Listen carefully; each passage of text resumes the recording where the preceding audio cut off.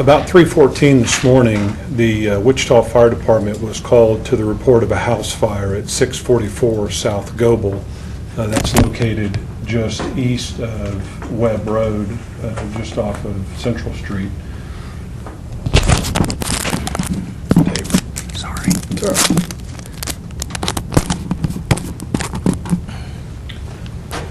The fire was called in by citizens in the area, and in addition to that, there was a police officer on patrol in the area who happened to see the column of smoke.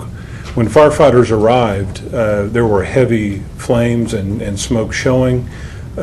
Folks in the area did report to us that there were people trapped inside the home, and so firefighters immediately entered the home, encountered heavy fire, high heat, and heavy smoke.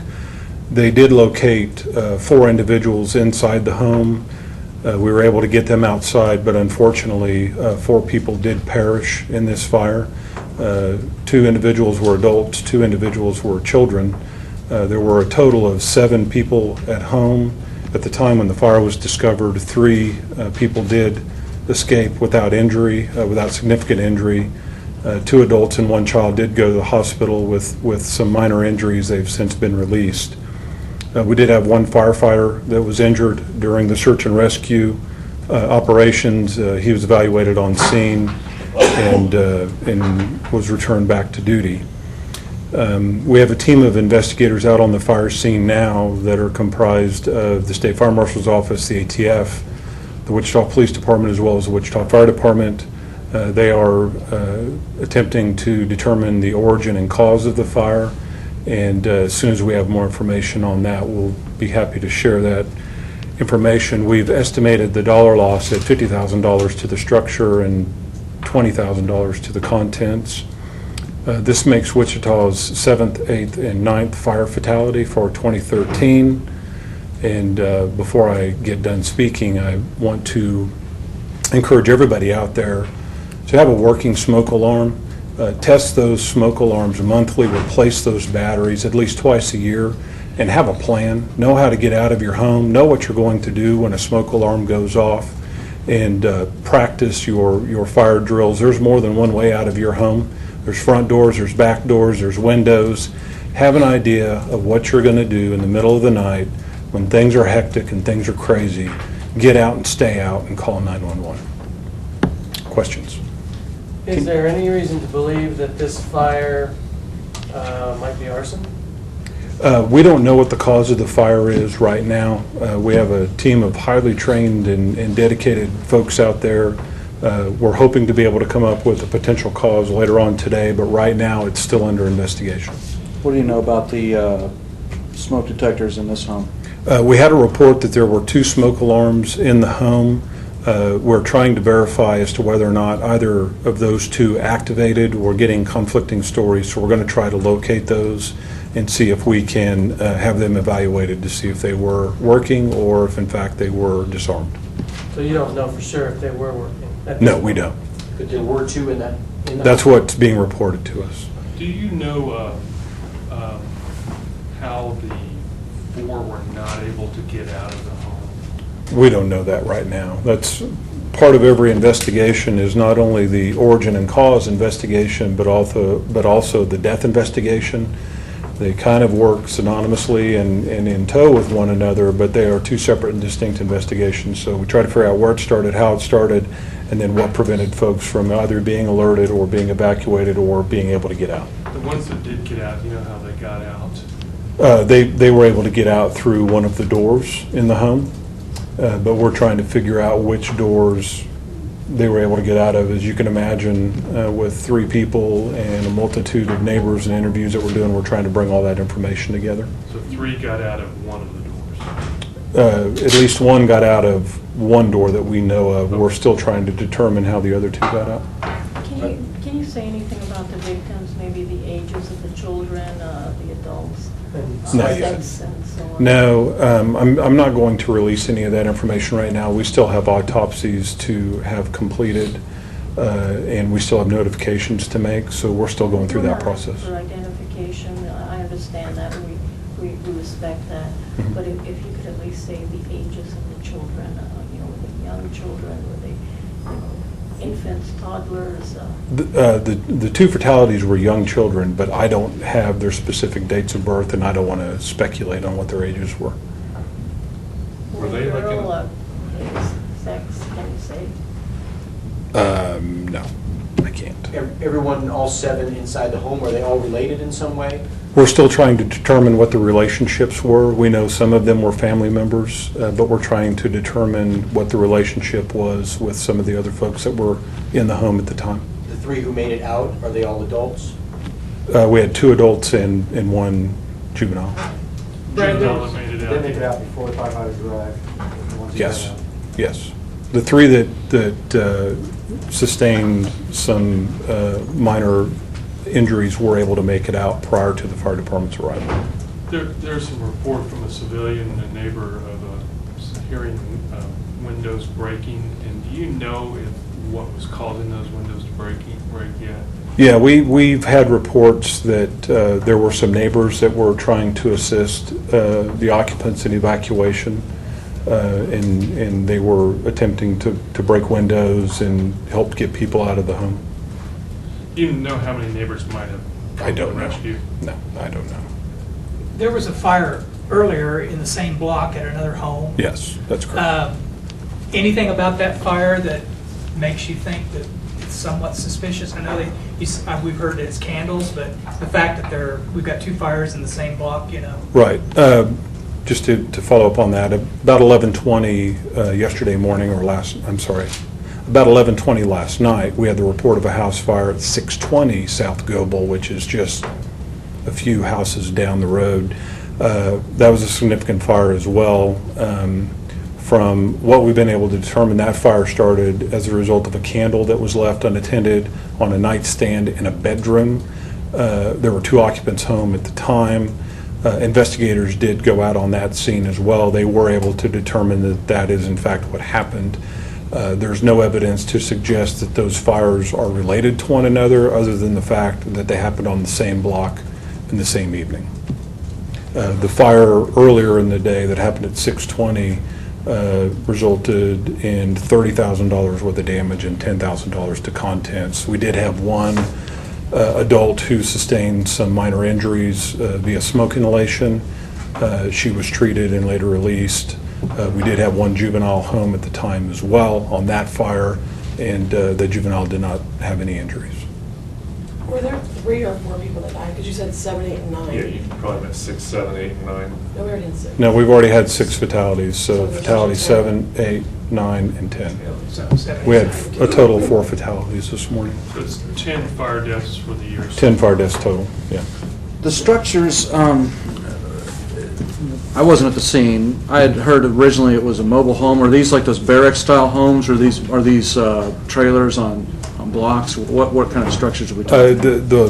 The fire at 644 South Goebel was a double-wide mobile home. Okay. I'm not sure what the one earlier at 620 was. I don't know if it was a single-wide or a double-wide. Can you go into a little more detail about mobile home fires versus just regular homes? The difference. I mean, they do go up faster, and Yeah, there's certain challenges at times with mobile homes. Not all homes are created equal, just like not all modular homes or mobile homes are created equal. Different construction methods, different construction materials. I don't know when this one was built. I don't know what the age of it is, but some of the older mobile homes have thinner layers of sheetrock in them. Sheetrock is designed to hold back the effects of fire, to hold back the effects of smoke. The thinner the sheetrock, the quicker the fire takes its toll and is able to travel throughout the rest of the structure. There's variances with hollow core doors versus solid core doors. Hollow core doors fail sooner. Typically you find hollow core doors in mobile homes or a thinner style door. Mobile homes aren't traditionally built with 2x4 construction. And so that means the dimension of the lumber or the material used is smaller and it fails quicker under fire conditions. Mobile homes can be just as safe as any other home as long as you take precautions and do the things that you're supposed to do, have working smoke alarms and those kinds of things to be able to get out early. But the tendency is that mobile homes do tend to suffer fire damages at a quicker rate than traditionally built homes do. Brad, you said ATF, Wichita Police, State Fire Marshals all involved in this. Is that customary to have all those agencies involved in a fire like this? Yeah, typically when we have a fatality, we want to get additional resources there to assist us in the investigation. It's not uncommon to have the ATF out. They have a certified fire investigator who happens to be officed here in town. The State Fire Marshal's office has an investigator who offices here in town as well. And as a courtesy to them, we call them whenever we have a fatality. It's their option to come out. They don't have to. But we have a really good working relationship with them, and they come out and help us out. We call PD out whenever we have a fatality. They assist us greatly, especially during the course of the investigation, getting interviews conducted and locating people who we need to talk to. So it's a fairly common occurrence. Do you remember the last time we had this many fatalities in one fire? Yes, somebody asked me that this morning. I have not yet been able to get to my desk to look at that information. It's been a while since we've had 4 fatalities in one fire. As late as I believe it was last year, we had 2 fatalities in one fire. But I haven't been able to go back into the records to look when we've had more than 2. You said South Goble, is that North? Oh, I'm sorry, that's North Goble. My North. apologies. Yeah, Can you say where the victims 644. were found? What rooms they were found in? Yes, I can. The victims were located in the southeast bedroom of the home. All 4 in one bedroom? That's my understanding, yes. Do you know if they had gas and electric hooked up to this place? Yes, they had gas and electric. Is there anything about the configuration of this particular home that you know so far that might have complicated efforts to get out? No, I haven't been made aware of any complications that we experienced, other than the fact that there was heavy fire and smoke involvement. There's a risk versus benefit decision that has to be made when you have the report of persons trapped who will risk a lot to save a lot. In many instances, when we have a significant amount of fire showing, such as coming out of the roof and those kinds of things, we have a decision to make as to whether or not we're going to go in, because that is a very dangerous situation. Even though we're fully protected with our SCBAs, for air, and our PPE, or personal protective equipment, our fire coats and bunkers and those kinds of apparatus, those things have limitations. And to put firefighters into a very perilous situation is not an easy decision to make. But when there's the report of somebody that's trapped and you have multiple people telling you that there are people inside the structure, we're going to go in. And they went in, yeah. There was significant fire involvement, and they went in and did the best that they can do. Unfortunately, we had an outcome that gives us all a very heavy heart. The firefighter who was hurt, was he one of the folks who was in search and rescue? Yeah, the firefighter who was injured was part of the search and rescue team. How does the 10 fire deaths compare to last year? Last year, we had, I believe, 5 fatalities. And I think you had a couple right toward the end of the year again last year, too, didn't you? Yeah, we had one right at the end of the year. It was on Christmas Day or maybe the day after. This is a very difficult time of year. People get together, come together, family comes in, people are in their homes doing things, and we tend to see a spike in fires during the holiday seasons. Generally, those things are associated with heating and cooking. Heating homes, fireplaces, space heaters, floor furnaces, those kinds of things. And then, of course, cooking is the leading cause of fires here in town. We have about 200 cooking fires a year. When people come together and they're doing the things that they do during the holiday seasons, and they're at home and they're using things at home, we see a spike in fires this time of year. We don't ever want to see a spike in fire fatalities, and certainly so far these last few weeks, we've seen something that we really don't like. Are you at a point in your investigation yet where you could say, we believe this is not suspicious, or we believe this is suspicious? No, we're not at that point. I'm sorry, I didn't mean to cut you off. No, that's fine, I just was clarifying, it is 5 then from a year ago. That- I believe it's 5. I'm 99.9% sure we had 5 fatalities last year. Is that 10 then, Brad, if that's a high or? Yeah, we measure many different things in the fire service, but one of the things that we measure through the International City Managers Association, the ICMA, is the average number of fires for a community of our size. And we would expect, based on the averages in other places, to have in the range of 4 to 5 fatalities per year based on our population. My personal opinion, 1's too many, especially when they're preventable fire deaths. And 10 certainly doesn't meet with our expectations, and it's certainly something that we wouldn't want to see. Brad, were all the victims in bed? I don't know specifically where they were located as of yet. That's part of the investigative process, is identifying where they were located and how they were located. How many people did you send in? I don't know what the numbers were. Specifically for search and rescue, we do things, we try to do multiple things at one time at structure fires. We have search and rescue teams, we have fire suppression teams, we have teams trying to control utilities, we have teams trying to provide ventilation, we have teams who are on the outside to rescue firefighters who may get in trouble, and all of those things are happening really quick. I don't know specifically how many people we had committed to search and rescue. I just know that we had a number of people committed to it, and that's something I could probably follow up with tomorrow. Brad, you had elements last night too, because it was real cold, you Mhm. know, and then you have the outcome that you have. How are the firefighters doing? I mean, it's got to be tough. Yeah, weather conditions are weather conditions. We train to do these kinds of things in the heat of the summer and in the cold of the winter. And so we want to take good care of our folks and get them through rehab, make sure that they're being taken care of physically, monitoring, their vitals, their blood pressure, their heart rate, and those kinds of things. The emotional part of this is something that's always difficult. There's not a firefighter in Wichita, there's probably not a firefighter in the world who wants to make a fatal fire, who expects to have this kind of outcome. And so we do have mechanisms in place to try to provide some assistance to those who might have a hard time coping with this. One of the things that we did this morning was we called out the fire department chaplain to the scene.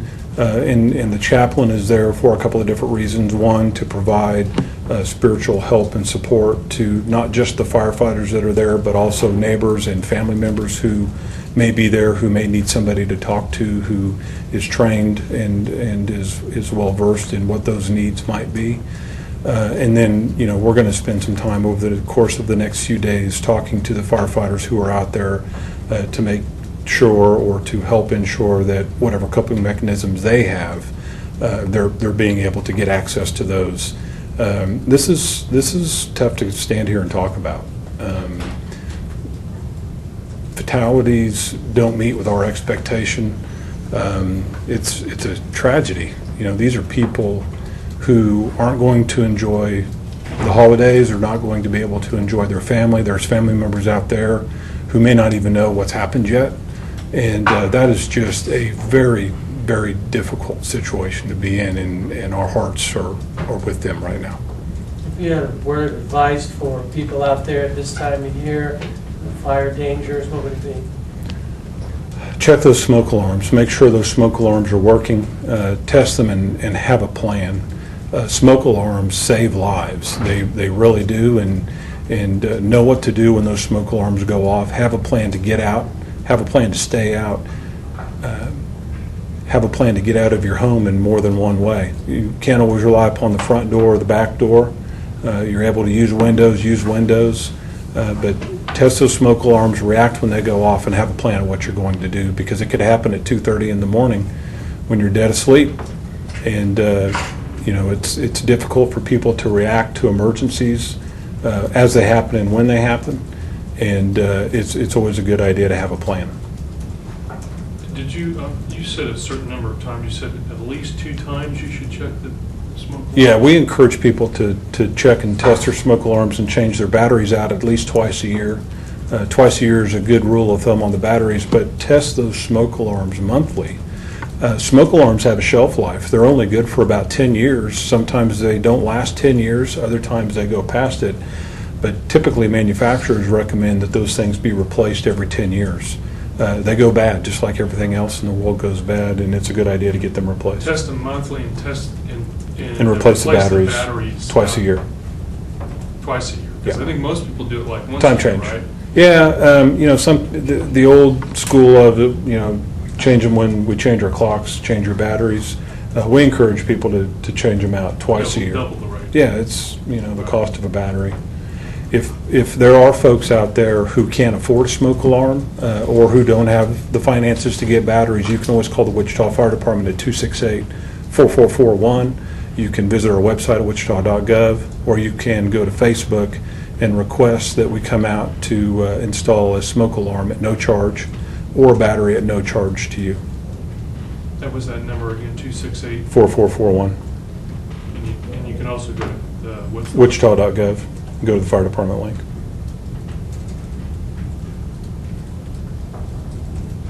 And that's a way to get alarms if you can't, and batteries if you can't afford them. Yeah.